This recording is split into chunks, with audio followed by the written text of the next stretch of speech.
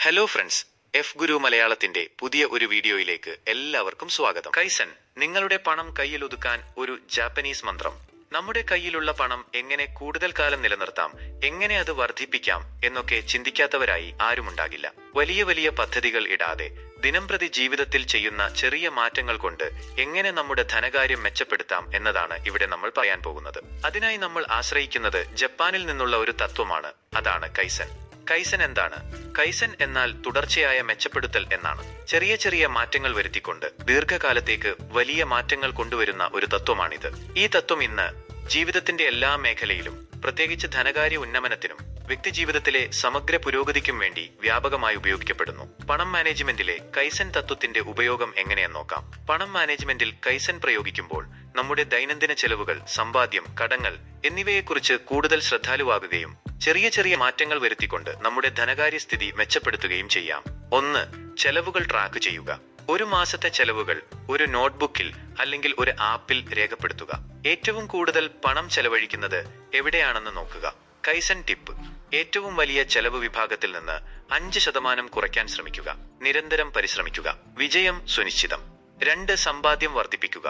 ആഴ്ചയിൽ 100 രൂപ അല്ലെങ്കിൽ നിങ്ങൾക്ക് സൗകര്യപ്രദമായ ഒരു തുക സമ്പാദ്യത്തിനായി മാറ്റിവെക്കുക. ഓട്ടോമേറ്റ് ചെയ്യുക. നിങ്ങളുടെ ശമ്പളം കിട്ടുന്ന ദിവസം തന്നെ സേവിങ്സ് അക്കൗണ്ടിലേക്ക് പണം മാറ്റുന്ന ഒരു സിസ്റ്റം സജ്ജമാക്കുക. ഇന്നത്തെ ഡിജിറ്റൽ ലോകത്ത് നമുക്ക് എല്ലാം വളരെ എളുപ്പത്തിൽ സാധ്യമാണ്. കൈസൻ ടിപ്പ്: ഓരോ മാസവും നിങ്ങൾ സേവ് ചെയ്യുന്ന തുക 5% വർദ്ധിപ്പിക്കുക. ആദ്യമൊക്കെ പരാജയപ്പെട്ടേക്കാമെങ്കിലും നിരന്തര പരിശ്രമത്താൽ വിജയം കൈവരിക്കാം. 3. കടങ്ങൾ കുറയ്ക്കുക.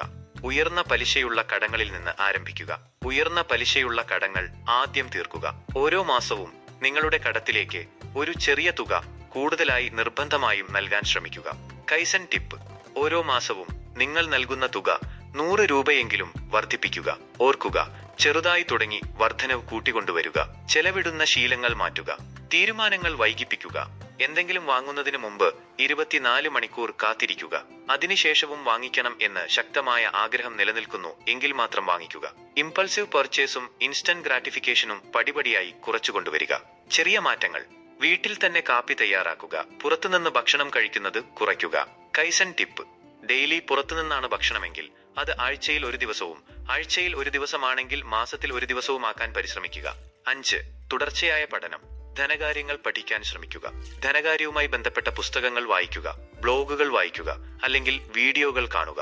എഫ് ഗുരു മലയാളം ചാനൽ നിങ്ങളുടെ പേഴ്സണൽ ഫിനാൻസുമായി ബന്ധപ്പെട്ട കാര്യങ്ങളെക്കുറിച്ച് വീഡിയോ ചെയ്യുന്ന ഒരു യൂട്യൂബ് ചാനലാണ്. ചാനലിലെ വീഡിയോകൾ നിങ്ങൾക്ക് ഉപകാരപ്രദം എന്ന് തോന്നുന്നുവെങ്കിൽ ദയവായി ചാനൽ സബ്സ്ക്രൈബ് ചെയ്യുക. നിങ്ങളുടെ വിലപ്പെട്ട സപ്പോർട്ട് ഞങ്ങൾക്ക് വലിയ പ്രചോദനമായിരിക്കും. ഇവാലുവേറ്റ് ചെയ്യുക. ഓരോ മാസവും നിങ്ങളുടെ ധനകാര്യങ്ങൾ എങ്ങനെയൊക്കെ മെച്ചപ്പെട്ടുവെന്ന് പരിശോധിക്കുക. ചെറിയ ചെറിയ മാറ്റങ്ങളിൽ സന്തോഷിക്കുക. കൈസൻ ടിപ്പ്: ഓരോ ആഴ്ചയും ഒരു പുതിയ ധനകാര്യ ആശയം പഠിക്കുക. അത് പ്രാവർത്തികമാക്കാൻ ശ്രമിക്കുക. കൈസന്റെ മാജിക് എന്താണ്? കൈസന്റെ ഏറ്റവും വലിയ ശക്തി അതിന്റെ സരളതയിലാണ്.